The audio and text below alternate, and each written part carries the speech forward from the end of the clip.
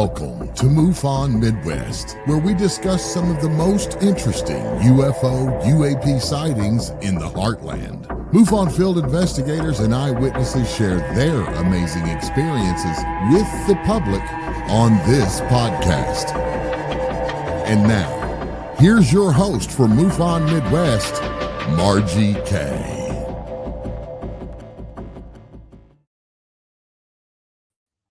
Welcome to the program, everyone. I'm Margie K, and this is MUFON Midwest.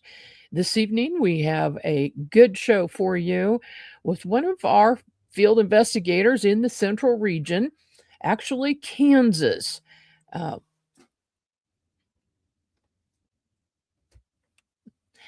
Mike McCord has been a field investigator for the Kansas chapter of MUFON since 2012. He's had a lifelong interest in the strange and unusual, including UFOs. At age 12, he became a member of the National Investigations Committee on Aerial Phenomenon, otherwise known as NICAP. In addition to investigating over 100 cases, he's had a number of personal sightings as well. And welcome to the program, Mike. Well, thank you, Margie, and what an honor and a privilege to have me on your show. I really appreciate it. Well, thank you so much for joining me in some of our conversations, and of course, what you have sent me recently. I realize that you are definitely a UFO magnet. I don't know how some of us got so lucky, but it seems that way. This is true. And so we're going to discuss a little bit of that tonight. We do want to talk about some of your more interesting cases that you've investigated, but I'd really like to start with, how did you get interested in the subject? Well, I'm not sure myself, other than that I've always had an interest in the strange and unusual all my life. I'm from Nebraska, from a little town up there, and it was very much that was never on anybody's radar to talk about such things. But I don't know, other than that I've always been curious about anything, whether it's quantum mechanics, UFOs, Bigfoot, ghosts, and I've had so many experiences myself. Maybe it's just because I'm open to it, I don't know, but it's just always been something that's fascinated me. Well, you've had a few experiences yourself, or quite a few. What would be your first UFO sighting? What happened there? Well, the first UFO sighting that I had, it would have been probably in, I'm not even sure of the year, I lived in Grand Island, Nebraska, and we were coming home, my family and I, and had two young sons, back to our hometown in Nelson. And we came over this hill just south of Hastings, and I saw this huge bank of lights that I thought was an airliner. And so we went down and crossed the Little Blue River, and just as we got to the other side, I looked to my right, and my oldest son saw it, and there was three lights in a triangular shape just within 100 yards of us, and it passed. Then it passed right over behind us. I wish, and that's all I can say. I wish I would have stopped, but maybe it's better I didn't. But that was the first of several that I've had. A number of, I think 9 altogether that I've had.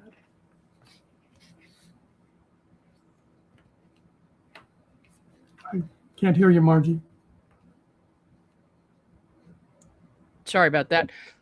Let's talk about some of those. I suppose what we should do is maybe talk about the sighting you had outside an airplane one time.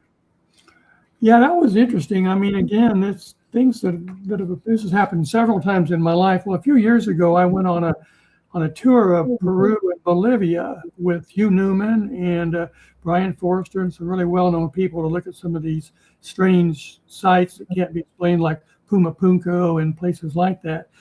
Well, anyway, after their tour ended, I was coming back on the plane, and we were maybe, I'm guessing, 30 minutes out of Cusco, and there were just some really beautiful, cumulus clouds outside the window of where I was sitting. So I just took 2 pictures in a row, just bang, bang.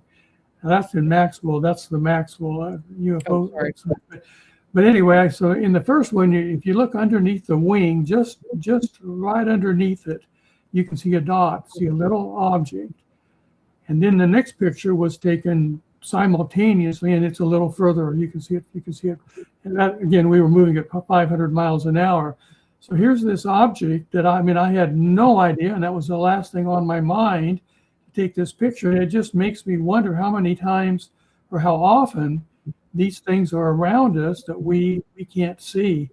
Again, I have no explanation other than that's what the picture shows. There was something there. I don't know what it was. So you did not see that with the naked eye, but Nope. the camera, as it often does, captures a UFO, and that's a pretty darn good picture. There's definitely an object there. Yeah, we were, I'm guessing, around 30,000 feet up in the air, so it couldn't have possibly been a bird or anything like that. Or a balloon. Balloon, right. Well, unless it was a gigantic weather balloon. But yeah, that happens so often. People, even some people going back through old photos, from when they were kids and stuff, and they'll suddenly see something. And like, I don't remember seeing that. There, and things will appear on film because, of course, the camera gets more of the light spectrum than we can see with the human eye. What are some of the other encounters that you've had? Well, there's been a lot of them. I mean, I'll tell you two real quickly, two strange ones. This was maybe around 2014 or so. My friend and I, we were sitting I live in Olathe, and we were sitting out back in my lawn chair, in my chairs way in the back of my yard. And there's just a little bit of patch of sky above us. So we were sitting there about 5:30 in the afternoon, and suddenly this orb, I'd say maybe the size of a soccer ball or a basketball, went right, and there was just a tiny bit of sliver of sky that we could even see, but it went right over the top of us. I'm guessing no more than 50 feet in the air. And it was going real slow. It was like a dull, dark, object. And there was a little bit of a mist coming out of the bottom of it, and it just went right over us and disappeared. And of course, there's been a lot of reports of orbs from baseball size to bigger ones, but I saw this, and I have absolutely no explanation what that could have been. The other one that comes to my mind was this was in 2017 during the Perseid meteor shower. And it was about 9:30 at night. So I decided, well, I'll go outside. Maybe I'll see a meteorite or a meteor. So I went outside of my house, turned around and looked up. And the second I looked up, I saw a camera flash. There was two little stars. And I thought, oh, wow, maybe there's a meteor coming, right directly at me. So I kept watching it. And after maybe 30 seconds, there was a second flash. And then after another 15 seconds, it just literally shot to the southwest. I mean, literally shot so fast, I couldn't even follow with my eyes hardly. I was amazed, but I thought, well, possibly it was still a meteorite, but I knew there was a second little object.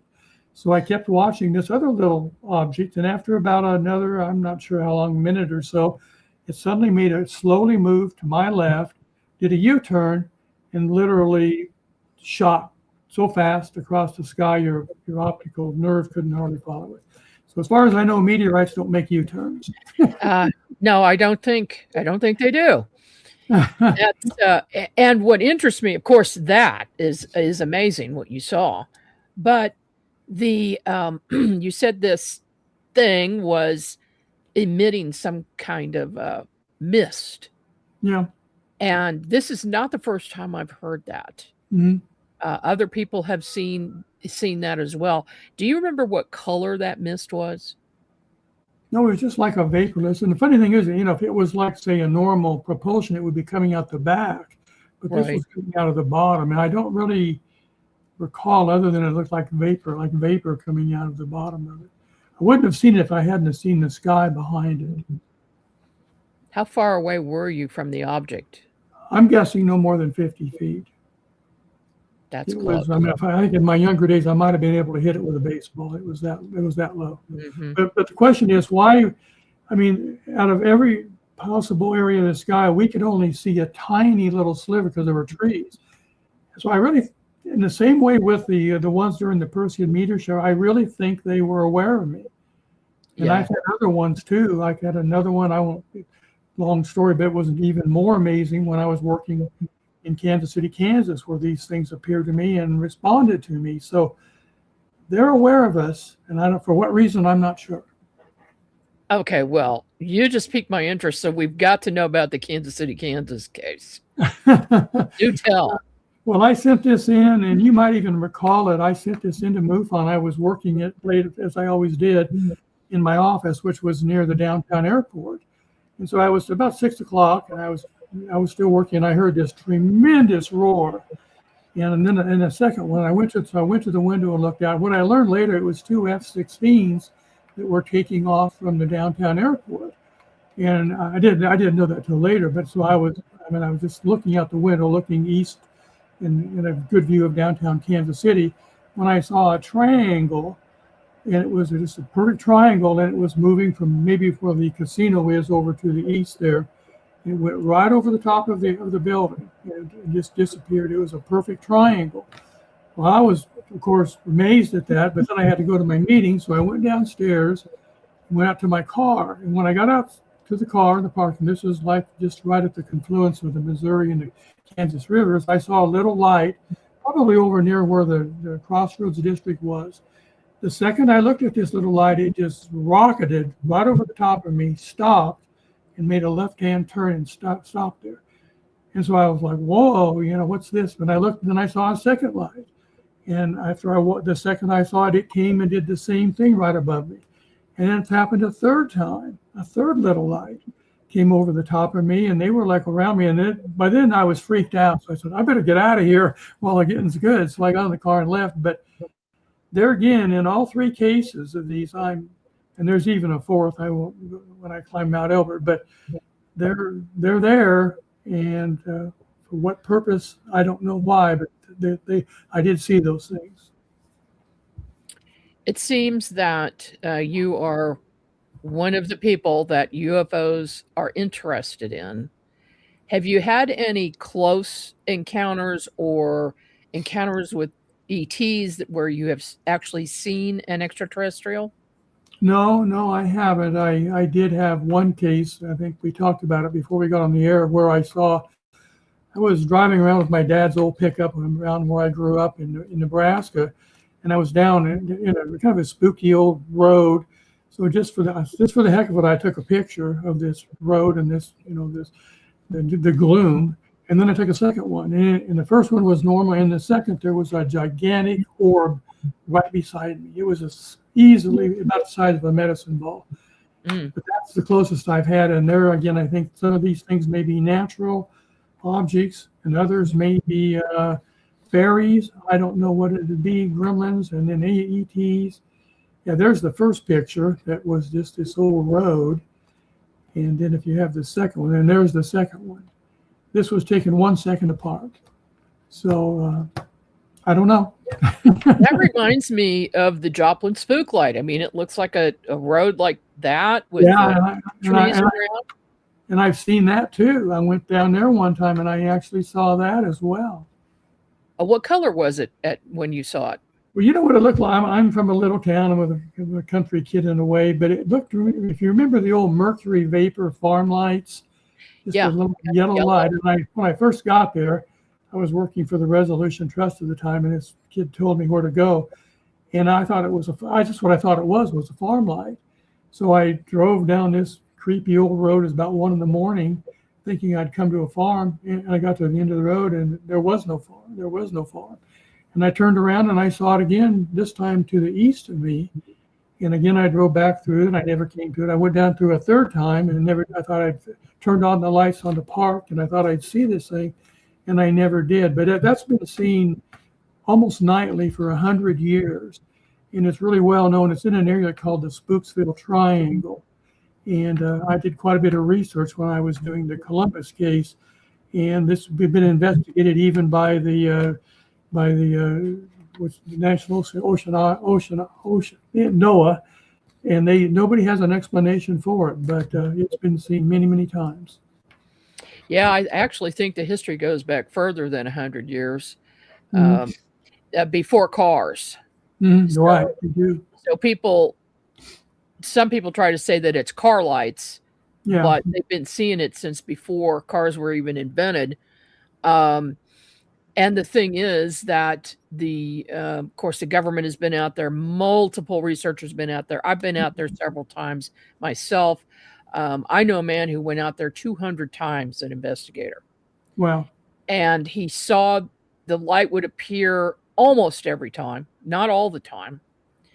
And it's always in the distance. And then sometimes two lights appear.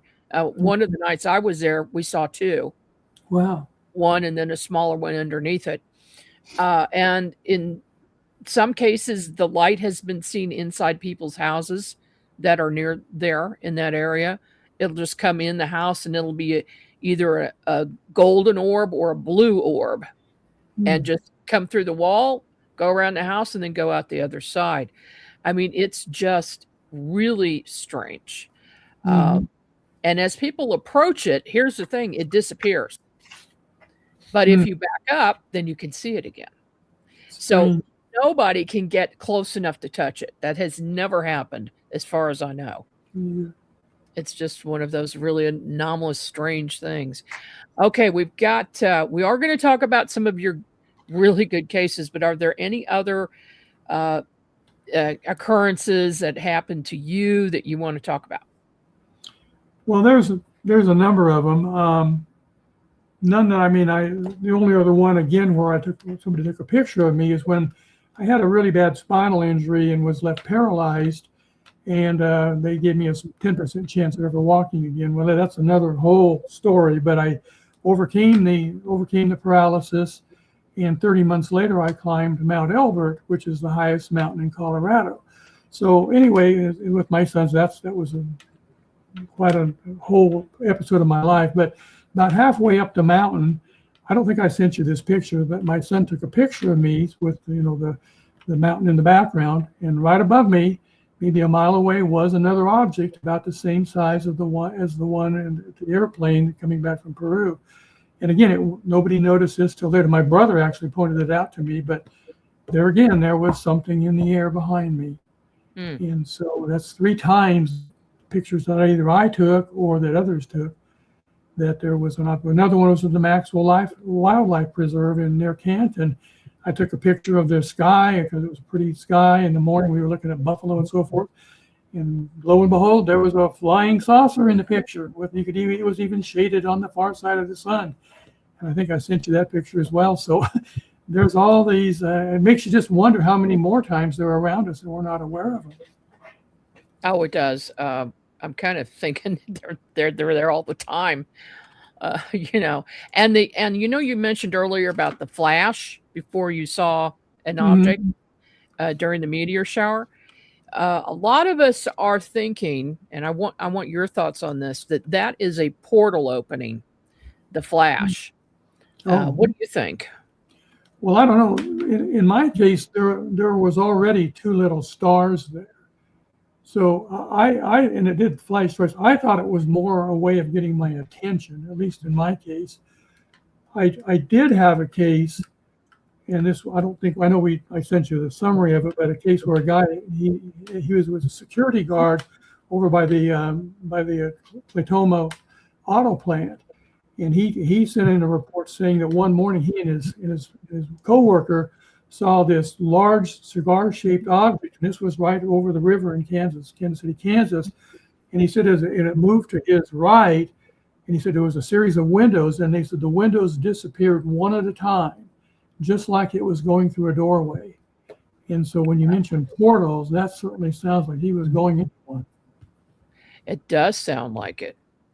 Yeah. Now I found this. Is this? That's an interesting picture. This was taken by a witness who sent in a case. She worked in Lenexa, Kansas, and she was going to work one morning.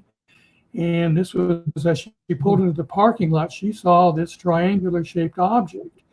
So she took 2 pictures of it. I actually photo enhanced this so you can see it better, but there's a triangle. This would have been right over Overland Park, essentially. And she said she took 2 pictures, and she got out of her car to take a third, and it was gone. She said there was no sound, and it didn't move, but the picture kind of speaks for itself. Yeah. It's that sunset behind it is striking too. was actually in the morning when it was the sun coming up. But yeah, but it was pretty clear. So you've done over 100 investigations. Out of those, how many would you say are unexplained or unknown objects? Gosh, I don't know. I've never really put a percentage. I would say, in my experience, probably the majority of would be unexplained. There were some that you couldn't. I mean, it couldn't be explained. But I think with some of the advances MUFON has made with things like the stellarium, star map, and also flight tracker, we can kind of pinpoint if there was a natural object in the air in that area at the time, or a conventional aircraft. And in many cases, there isn't. I would say in my case, at least half the time, at least I couldn't explain them. There are some people like you that continue to have experiences and see strange things or get photos of things they didn't see, but they're obviously there. Why is it that some people have these types of experiences and have them continually throughout their lives, and then another person will have absolutely nothing? They'll never see anything. Yeah, in my opinion, I think it's just a matter of being open to it. When I had the spinal injury, that was kind of a reset button in my life. And I was an appraiser at the time, and I was taking pictures of comparables and subjects and so forth. And every now and then these orbs would appear in the pictures, and they'd have, structure in them. One looked like a moon or a pizza. And I've had so many paranormal experiences, I've totally lost track of it, including precognitive dreams. Whether it's DNA or just being open to the subject, I don't know. But I do know one thing is that after my injury and I started seeing these things, they started getting really out of control. So I called in an exorcist, and he said these things were around me because when somebody pushed me down the stairs, and I felt that I had opened the door too wide. So I consciously closed that door, and things didn't happen as often. So my message is, if these things happen and you don't want them to happen, you are in control. You can either let it happen or not. Maybe not totally, but I don't know what the reason is, but I was selected for some reason, and I certainly know you are, and your friends have been too. Yeah, you mentioned being pushed down the stairs. I also had that experience and had a back injury from it as well. I could feel the hands on my back. Did you feel that as well? No, I didn't. But when I landed on the floor, I didn't even know what had happened. When my wife came downstairs, the first words out of my mouth were, and I don't even know why I said the poltergeist pushed me. Oh, okay. So I think, because there had been things going on in the house, but I didn't feel anything. But I had never done that before in my life. All I know is it broke my neck and hurt my spinal cord, and they gave me a small chance of ever walking again. And it ended up being a blessing in my life. It really did. And I think because of it, I think it opened up the portal, or whatever you want to call it, to some of these events. Okay. All right. Well, I'll tell you what, let's go ahead and take our break, and we'll be back right after these messages.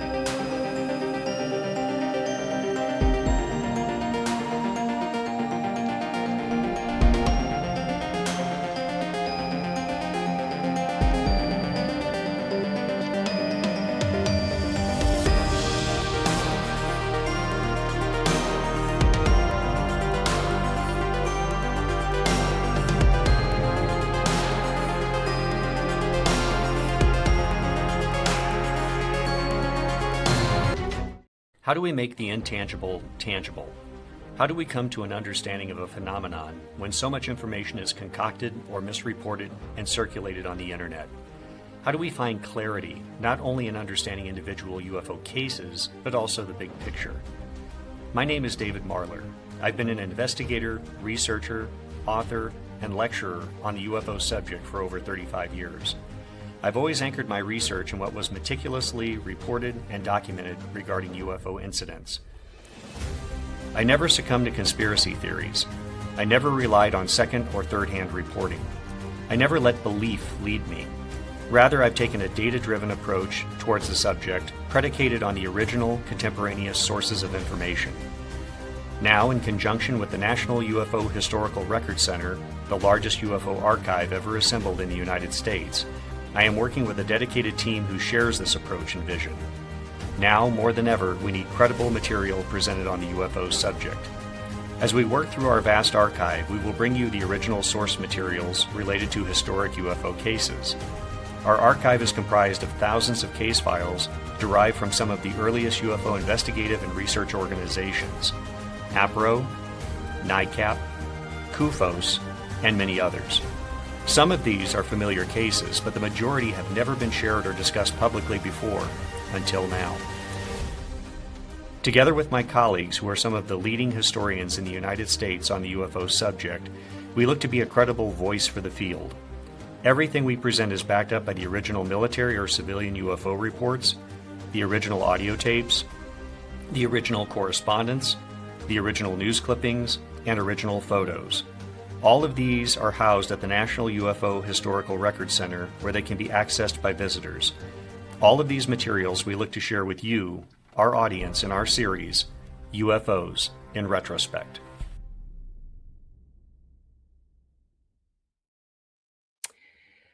And we are back with MUFON Midwest. I'm your host, Margie Kay, and we are speaking with Mr. Mike McCord, field investigator from Kansas.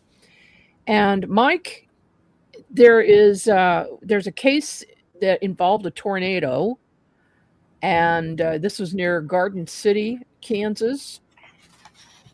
There is something about UFOs and tornadoes, and I know when the Joplin tornado hit, and they had actually this was all over the news for the whole day. We knew it was coming. There were tornadoes coming through Oklahoma, and watching the news, and I saw in real time from the news chopper the tornado in the distance and UFOs going in and out of it. And that has happened a lot. There are witnesses who have seen this sort of thing. What do you think they're doing going in and out of tornadoes? Gosh, I, like you, Margie, I'm not sure, other than that it could be a number of things. It could have been just curiosity. Maybe they're doing scientific research on our weather systems. Maybe they're drawing energy, because I know it happens around volcanoes too. And they've even been reported around the sun. So maybe in some ways they're recharging their battery, so to speak. I really don't know, but I know you're right. There's been a number of cases like that. And you mentioned Joplin. There also were angels seen. I mean, so there's a paranormal world. There is an ET world. I think there's so much more that we don't know. We probably couldn't even begin to imagine what's out there. That is true. And once you go in the rabbit hole, you realize there's no end to it. How far down the rabbit hole do you want to go? Yeah. Well, here is a picture of that tornado in Garden City. When was this? This was around 2017, and I have the man's report right here. I can just read it to you. He said that he was a tornado chaser. Okay. I think his name is at the bottom there, but he said the witness was a photographer, and he was a storm chaser. He stated, "I was storm chasing and did not notice this with my naked eye, but after looking at the picture, I noticed that there was an object in front of the tornado. I have pictures to share, a raw file as well. I'm not sure what it is. I do not think it's a lens artifact, water spot, plane or debris or bird. The object does not appear in the frame right before or after the one that you're seeing now." And this is his picture, and it's blown up. Pretty dramatic. It is dramatic. You can see the sunlight on it, the shadow behind it. It's obviously an object. And then the close-up gets a little grainy, but it does let you know that there's something there. Mm-hmm. Have you ever done any other cases like that with tornadoes? No, I haven't. Okay. And we've got this case. What is this? Oh, well, this was a lady. This was a lady that had a whole number of experiences in her life. It's quite a complicated case. Won't go into it all, but she was abducted. This was the only abduction case I've had. They followed her and her family for all of her entire life. This was taken when her and her friend were driving down near Wichita. And it's really hard to see in this picture, but there was a jellyfish. This is a whole other genre of UAPs. If you can look real closely, you can see a blue amorphous thing right in the middle of the frame, right above the fence line. And this was she called it a jellyfish. She drew a drawing of this as well. But this is another whole thing that makes, there's her drawing. And this is where, in my opinion, that sometimes these things may be actually living organisms that live high in the atmosphere. They may not be UAP, extraterrestrial at all, because you see them change shape. They morph into different things. And this was she called it a jellyfish.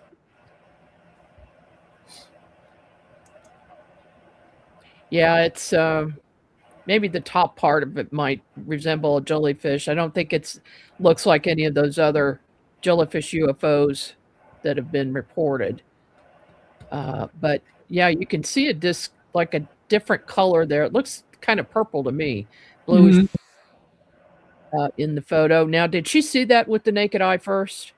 I believe she did. Yes, I did. This was I haven't really researched that case recently, but she had a number of experiences that came from a military background. You'll notice a lot of times people that see these things also have a military background with them. And this was a case where that was true. But yeah, she said, again, one of those people they're attracted to. So you said she's had a number of sightings. Yeah, she had a number. I have really looked at it recently, but in a clear abduction that I know Nancy D'Souza, who's our state director, and I also investigated together that had very suspiciously seemed like an abduction. Can you remember any details from that case? No, only that she was at the time she was living in, I think it was New Jersey, I believe, and they were in a motel, and they were actually moving to Kansas. She lived out by Garden City too, I think now, but she woke up in the morning. She had these horrible nightmares, and when she woke up, there was a bunch of strange markings in an area on her thigh that she couldn't explain how it got there. And she was tormented by these visions, but we asked her if she would like to get hypnotized to maybe learn more, but she said, I don't want to go there. I really don't want to know what happened. But this was how these things happened to her. She didn't know. Yeah, some people are very curious about that, and some people just don't want to know anymore. Mm-hmm. That's understandable. Have you ever been hypnotized? No, I haven't, but I did have, this gets into a no other area. I did have a number of things going on that I couldn't explain. I would hear a tingling in my ear, and then when I said stop, it would stop. And that did it. Finally, I went to a doctor, and he said, well, you're either haunted or you got a ghost inside you.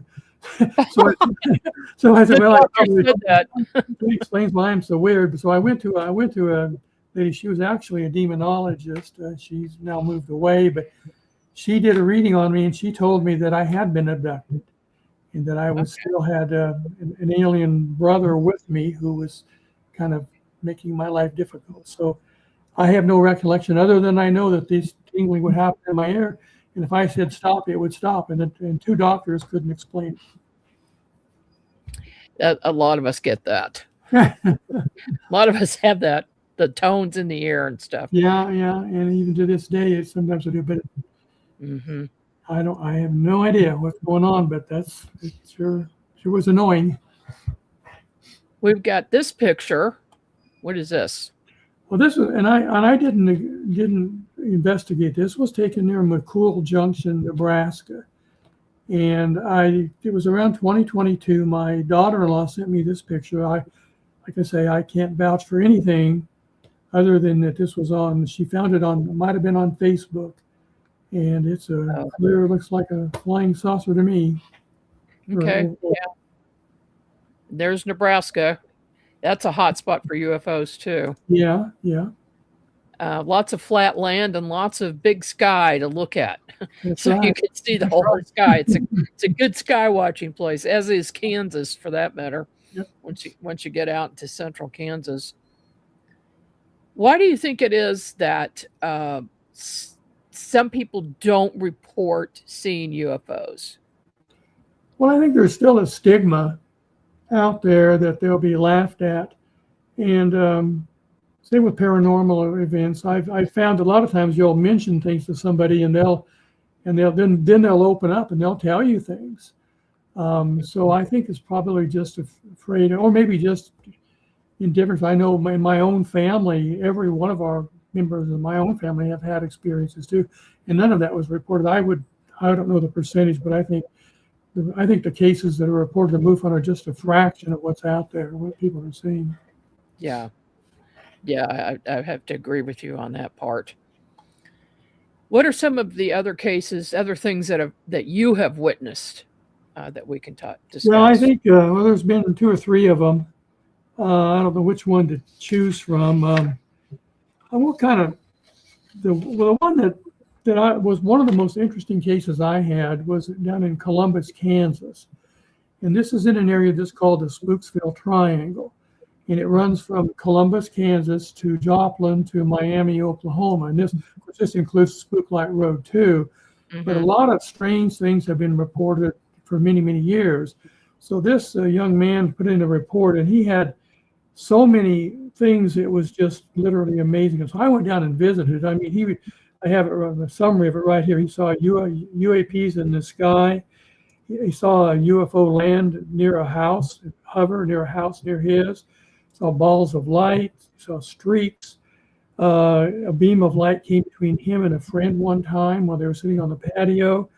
There was 20 minutes of missing time one time when he and his friend were out. I think they were coyote hunting, he said. And just any number of things. So I went down and I said, well, I got to see this for myself. So I sat out on his porch, talked to him and his wife. He had paranormal things going on, and he had a video camera where he had filmed a lot of this stuff.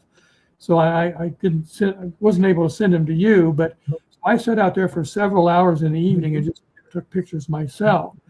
And I caught a number of things. There were streaks, there were orbs. I mean, in the dark that they weren't insects. So I sent them into MUFON, and I think it was Dr. McCord at the time. He couldn't explain them. One that really stuck out at me, and I've not been able to capture it and make a picture of it, but there was a little light far off into these forests about a half a mile away. So first I missed it, but I saw this little light, so I enlarged it on my computer. And when I did, there was an amorphous cloud, if you call it, and a face was coming out of it. For all the world like an alien coming out of the face of this object. So this happens a lot around the Columbus area, Joplin, Miami. That's why they call it the Spooksville Triangle. That to me was, in addition to his cases, that the things he had told me myself, it was just really a weird case. And I had 2 others where a guy claimed they could call UFOs, one in Norton and one in Wichita. So I said, well, I got to see this for myself. So this guy claimed he could do it. He claimed first he put in the report saying he had little aliens in a tiny little alien ship following him by his car going from Wichita up to Norton, and it really freaked him. He sent me a video. I couldn't quite confirm it, but he was very, very adamant about this. So I went out there and I said, okay, well, call some UFOs for me. So we sat out on his patio with me and his neighbor friend and his 2 little sons. And so we sat there for about 10 minutes. This was, I think it was in October of 2020, 4, I believe. And I had obviously I checked with Flight Tracker and Solarium to see if there's any other objects at the time. But after about 10 minutes, I didn't see anything. But suddenly his friend and his son said, "Oh gosh, look at right there! I saw something," and I didn't see anything. So I began to think, well, maybe this was was kind of a setup. But finally they said, "Well, look," they pointed exactly. Now look right here in the sky, and I did, and I saw an object appear. And it moved about 2 degrees to the southeast and then disappeared. And there was no explanation for that. So I can confirm that I couldn't explain it.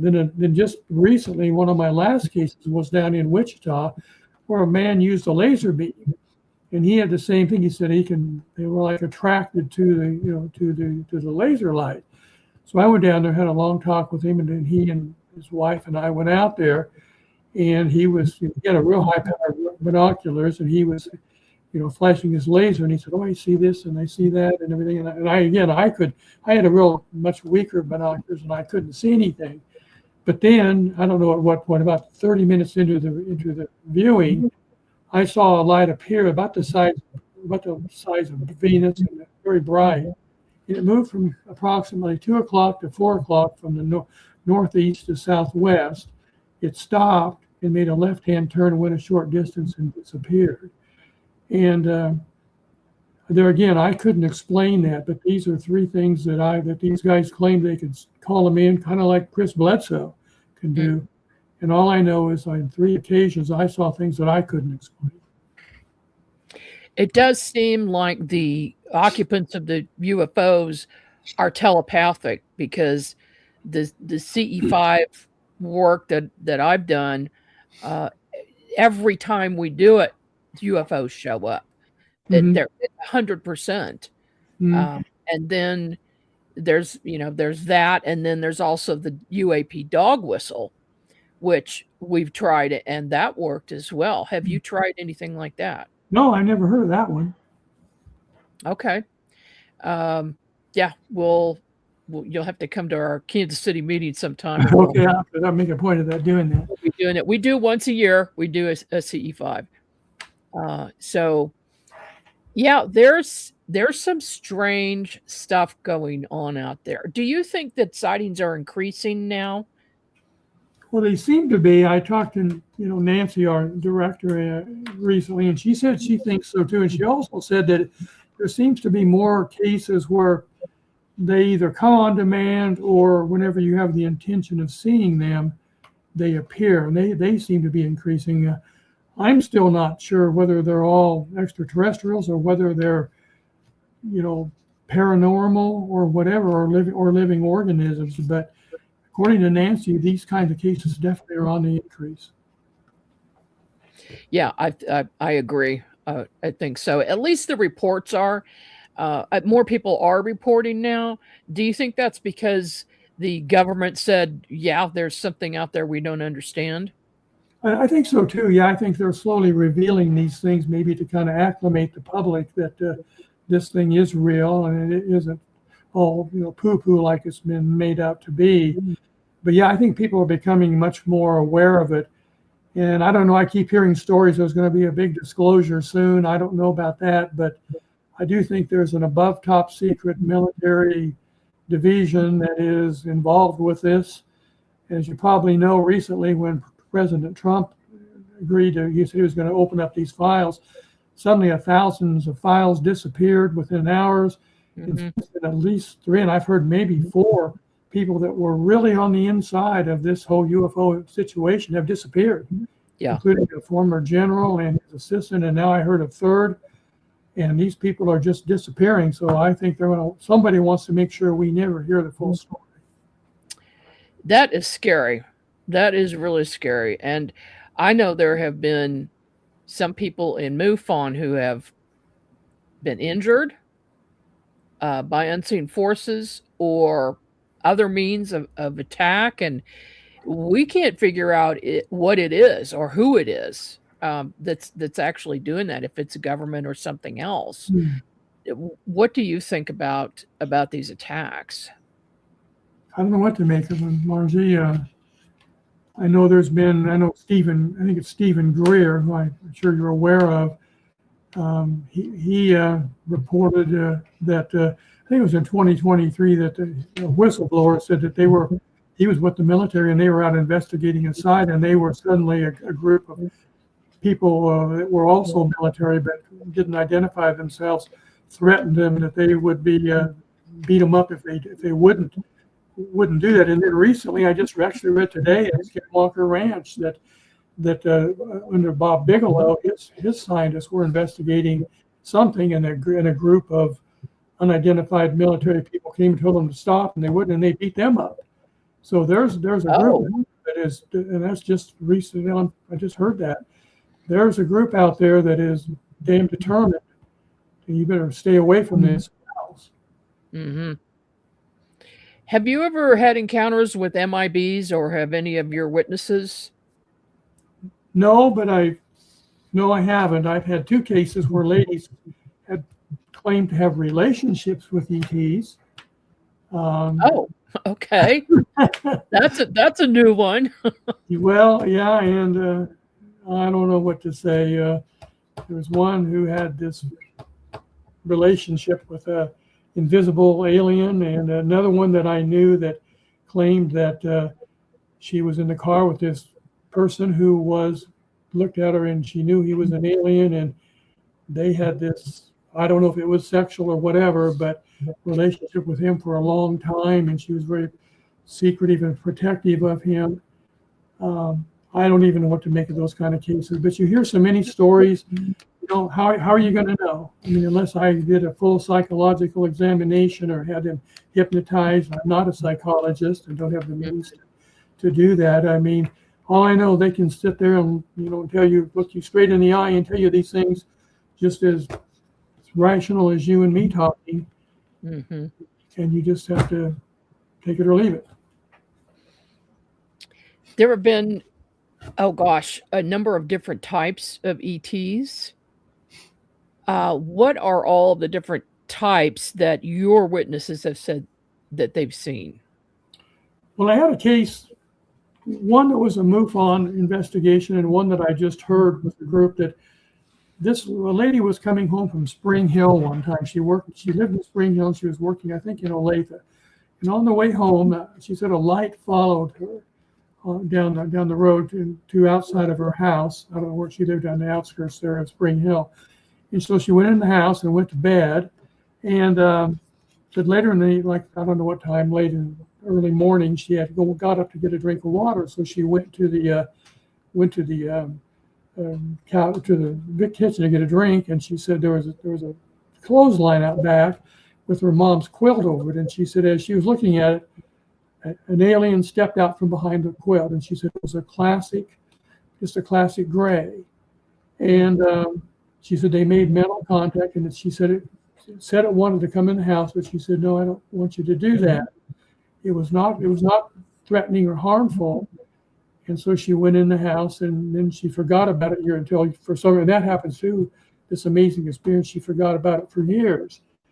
So there was that case, and then there was another case, and I was just with a group, and I happened to mention I was with MUFON, and this lady said, well, I didn't know her, but she said, I used to have a paper route, and she lived over on the east side of town, and she said one morning, it was very early in the morning, I was on my paper route with my car, and it was on a country road, and there was a car up ahead of me, and it stopped, and all of a sudden it just walled out and started throwing gravel and everything, and it went past her just as fast as it could. So she said, so I kept driving down this road, and I came to, there was an object, there was something, a cryptoid or whatever you want to call it, in the grader ditch. And she said it kind of looked like an alien, and she said she thought it was lost. Whether it was a child, she said it wasn't human, it was naked, it was gray, and kind of looked like your classic, gray. And she said, then I peeled out. All I know, but so those are the two where people had close-up encounters with aliens. What message do you have to people who have had a UFO sighting? What should they do? Well, again, Well, one thing I always ask, what other experiences have you had? And you'd be surprised how many have had other experiences. But I guess my message is keep looking up to the sky and keep an open mind and never forget that you're in control of these situations. I mean, again, like with the lady in Spring Hill, when it said it wanted to come closer, and she said no, and it didn't. It honored that. So in my experience, I've never had someone come and really force themselves upon the person. Now, there are others that have had, but be open-minded, keep your eyes to the sky, and remember you're in control. And of course, report to MUFON. Absolutely, and report to MUFON, absolutely. Yeah, and we also like people to join MUFON as members, and there's some perks with that. But then we also need field investigators as well to do what you do.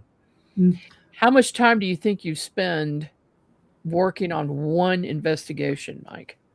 Oh, it's pretty extensive. And again, I'm not nearly as advanced as you are and some of the EFT members are, so I've never gotten to really good cases, but I easily spend a week on it, because to check all the different angles that MUFON requires, I mean, we look at everything from the latitude to longitude to the weather at the time to other objects in the sky through various means, flight trackers, solarium. We check other cases, other websites, get as much information as we can with them. Usually it takes 2 or 3 times of contact with them. We don't always go out. Probably rarely do we go out, but you can. And it's really, I've really enjoyed it. I'm getting more active again. I was out of it because of so many things going on in my life. But for anybody that has an interest in them, I'd surely encourage them to get a hold of Margie or Nancy D'Souza in Kansas. It's a fascinating hobby, and you'll really expand your mind. That is true. It is a lot of work, and of course, it's all volunteer. But if you have an interest in it, check it out at MUFON.com. Mike, thank you so much for spending some time with us this evening and talking about some of the things that you saw and some of your witnesses did. I'm hoping that sometime we can get some of your witnesses on with us and maybe see some more videos. And so, if you've got some good cases, let me know, and maybe we'll have you back.